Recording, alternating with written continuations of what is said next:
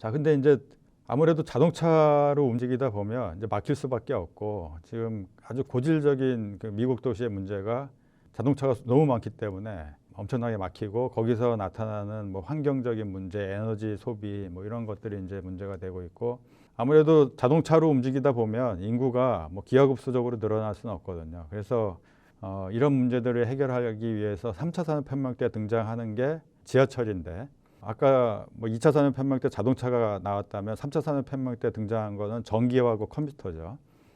전기하고 컴퓨터로 움직이는 게 바로 지하철입니다. 그래서 지하철 같은 경우는 진짜 인구 1,000만 명의 도시를 서포트할 수 있는 그런 교통수단이죠. 그래서 세계 대도시들은 전부 다 지하철을 가지고 있고 그 지하철을 통해 가지고 사람들이 움직이고 또 전기라든가 이런 것들 때문에 이제 밤에도 움직일 수 있는 도시가 이제 만들어졌고요. 또 전기하고 컴퓨터로 이루어지는 산업 중에서 가장 부가가치가 높은 산업이 바로 금융산업입니다. 그래서 지금 전 세계에서 난다긴다 하는 도시들, 제일 앞서가는 도시들은 다 금융산업을 중심으로 하고 있어요. 그래서 뭐 뉴욕이라든가 동경이라든가 런던, 싱가포르 이런 데를 다 금융산업을 가지고 있죠. 그래서 한국도 맨날 하는 얘기가 이제 금융의 허브로 만들겠다 이런 얘기들을 이제 많이 하는데 어찌됐건 3차 산업혁명 때까지 가장 잘 진화한 도시들은 인구가 한 1,000만 명 정도 되고 지하철이라든가 이런 인프라가 전기로 움직이는 인프라가 갖춰져 있고 또 밤이 굉장히 화려하고 이런 전기하고 컴퓨터로 이루어지는 산업, 대표적인 게 금융산업, 이 금융산업을 가지고 있는 도시로 이제 진화를 해온 겁니다. 자, 그럼 다음은 우리가 4차 산업혁명이라고 부르는 건데요. 4차 산업혁명은 이제 네트워크를 가지고 있는 그런 도시죠. 그러니까 새로 만들어진 개념이라는 게 뭐 인공지능하고 네트워크에 해당이 되는데 지금까지 1차, 2차, 3차 산업혁명 때까지 도시가 위기를 가지고 있었고 그 위기를 극복하는 모습이 있었다라고 제가 말씀을 드렸는데 그 흐름대로 보면 4차 산업혁명 때도 당연히 이제 어떤 문제가 있고 그 문제를 해결하기 위한 아까 네트워크 기술하고 인공지능 기술 그걸 가지고 뭔가를 해결할 거다라는 거를 이제 예상을 해볼 수가 있습니다. 자, 그럼 지금 어떤 문제들을 가지고 있는지 도시들이 한번 살펴보면 첫 번째는 기후변화 부분입니다. 기후변화 때문에 굉장히 큰 재난재해들이 이제 비일비재하게 일어나고 있는 그런 상황이 되겠고요. 두 번째, 에너지를 너무 많이 쓴다라는 겁니다. 지금 뭐 우리 집에서도 에너지를 많이 쓰고 있는데 점점 더 많이 쓰겠죠. 앞으로 전기차가 더 상용화되니까 전기차 충전하기 위한 에너지도 더 많이 필요할 거고. 그러니까 에너지 사용이 점점 늘어난다는 얘기는 점점 따뜻해진다는 얘기죠, 지구가. 그러니까 그런 문제들을 또 가지고 있고요. 또 이제 얼마 전까지 있었던 이런 코로나 같은 대규모 감염병이 또 등장할 거다 이렇게 이제 보고 있는 거고. 이런 대규모 뭐 지진이라든가 그러니까 한국 같은 경우는 대개 이제 수재해 그러니까 홍수가 주로 나는데 뭐 지진이라든가 이런 것들 또 가뭄 한국에서는 이제 상대적으로 조금 중요성이 좀 떨어지지만 뭐 이런 대규모 재난 같은 것들도 뭐 나타날 수가 있고요. 또 우리나라 같은 경우 이제 미세먼지 같은 피해도 이제 상당히 많은 그런 상황이 되겠습니다. 그래서 지금까지 이제 여러 가지 우리 도시가 가지고 있는 문제들에 대해서 이제 보여드렸는데 요거를 해결하면은 이제 유토피아로 가는 거고 이렇게 해결하지 못하면 이제 굉장히 디스토피아로 가는 그런 갈림길에 서 있는 상황이고요. 왜냐하면 이제 지금 4차 산업혁명 초기 단계이기 때문에 지금 문제들은 등장을 했습니다. 그럼 과연 해결을 할 수 있을 것이냐 그게 이제 가장 핵심인데요. 막 이렇게 과학자들이라든가 공학자들이 막 연구를 많이 하다 보니까 그런 문제들을 해결하기 위한 이제 실마리들이 이제 몇 개 이제 등장하고 있는데 그 중에 하나가 이런 UAM 부분입니다. 그래서 새로운 교통수단이 이제 등장할 거다. 뭐 철도, 자동차, 지하철, 그 다음 뭐냐? UAM이 아닐까? 뭐 이렇게 지금 보고 있는 거고요. 그래서 더 많은 사람들이 와도 뭐 교통 체증이라든가 거기서 나타나는 여러 가지 환경 문제 이런 것들에서 완전히 자유로운 어떤 새로운 교통수단으로서 UAM 같은 게 이제 등장할 거다라는 거고 그래서 뭐 이건 현대자동차라든가 또 뭐 여러 가지 기업들이 또 이제 이런 UAM 개발을 막 하고 있는 게 사실 그런 미래를 읽어가지고 이제 진행을 한 거고요.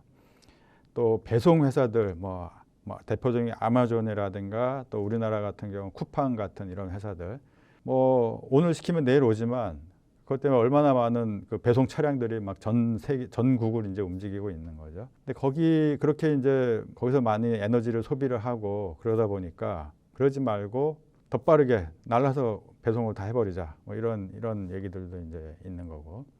그러면서 이제 이런 아마존 같은 것들도 등장을 했고요. 뭐 자율주행 자동차 이런 것들도 앞으로 변화 중에서 하나라고 이제 보고 있는 거고요. 그러다 보니까 이제 이런 그 자율주행이라든가 UAM이라든가 새로운 물류라든가 사람의 어떤 이동이라든가 이런 것들이 더 빠르게 되려면은 결국에는 디지털로 가상의 세계가 이제 만들어져 있어야지 날아다니는 자동차라든가 이런 것들이 안전하게 다닐 수 있다. 그래서 이제 이런 디지털라이징하는 그런 수요들이 이제 나타나고 있고 또 그 디지털 데이터들이 빠르게 이제 네트워크로 연결될 수 있는 그런 초고속 통신망 이런 것들이 이제 필요하게 되고 그 빠르게 분석할 수 있는 이제 인공지능이 이제 필요한 거죠. 그래서 어떻게 보면은 도시가 가지고 있는 문제들은 우리가 다 이제 알고 있고요. 그 문제들을 해결하기 위한 도구들도 다 가지고 있습니다. 아까 네트워크라든가 디지털 기술이라든가 AI 기술 이것도 뭐 아직 충분하진 않더라도 이제 어떻게 진행될 거다라는 것까지는 이제 되어 있는 상태이기 때문에 이제는 이제 요 문제를 해결하기 위한 요 기술들을 가지고 어떻게 해결할지에 대한 솔루션만 내면 이제 되는 뭐 그런 상황이 되겠고요. 그 솔루션으로 이제 많이 얘기되고 있는 게 스마트 시티라는 개념입니다. 이게 전 세계에서 스마트 시티를 추진하고 있는 여러 도시들을 이제 표시를 해놓은 거고, 대표적인 게 신도시로는 마스다 같은 신도시가 있고요. 그래서 뭐 여기 굉장히 건조한 사막에 만들어지는 도시다 보니까 뭐 환경을 관리한다거나 또는 태양빛을 이렇게 피한다거나 또는 사람들이 태양빛을 피해서 이제 이동을 한다거나 할 때 이런 뭐 네트워크 기술이라든가 아까 인공지능 기술, 건물의 환기를 이렇게 시켜주는 그런 기술들 이런 것들을 가지고 도시 에너지를 최대한 적게 사용할 수 있게 그리고 또 카본 제로라고 해가지고 뭐 탄소 배출을 이제 거의 제로에 가깝게 하는 그런 도시들이 이제 만들어지고 있고 또 기존 도시로 이제 대표적인 건 이제 바르셀로나 같은 아까 오래된 도시인데 뭐 주차 문제, 쓰레기 배출 문제, 환경 문제 이런 것들을 이제 컴퓨터하고 인공지능 가지고 이제 해결하는 거죠. 그래서 그런 기술들, 그걸 이제 통틀어 가지고 이제 스마트 시티라고 부르는데 아까 얘기한 네트워크 기술이라든가 인공지능 기술을 가지고 도시 문제를 해결하겠다. 뭐 이런 겁니다. 그래서 요게 이제 이런 게 이제 미래의 도시로 이제 각광받기 시작한 그 단초가 되겠습니다.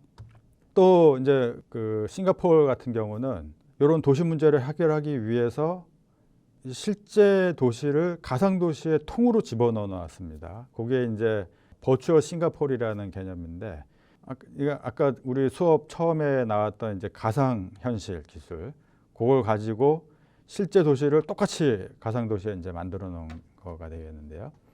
그걸 가지고 이제 어떤 뭐 사고를 그 해결을 한다거나 또는 이동을 편리하게 한다거나 하는 뭐 그런 데 이제 활용을 하고 있는 그런 부분이 되겠죠. 그래서 이제 아까 얘기에 나왔던 이제 뭐 마스다라든가 바르셀로나 같은 오래된 도시라든가 이제 디지털 트윈, 뭐 버추얼 시티로 만들고 있는 싱가포르라든가 이런 여러 가지 도시들을 묶어가지고 스마트 시티라고 부르는데 이 스마트 시티라는 거는 결국에는 이제 네트워크 기술하고 인공지능 같은 이제 정보통신 기술하고 도시를 만드는 건설 기술하고 이제 결합을 시켜가지고 이제 미래 도시의 그런 하나의 모습으로 이제 만들어내고 있는 그런 게 되겠고요. 뭐 한국 같은 경우는 전 세계에서 알려지기를 건설도 잘하고 IT도 잘하고 뭐 이런 나라로 알려져 있기 때문에 스마트 시티 하면 서울 또 한국 이렇게 지금 알려져 있는 상황이죠. 그래서 가장 스마트 시티 분야에서 앞서가고 있는 기술적으로도 그렇고 시민들의 참여라든가 이런 부분에 있어가지고 가장 앞서가고 있는 도시 중에 하나라고 이제 알려져 있습니다.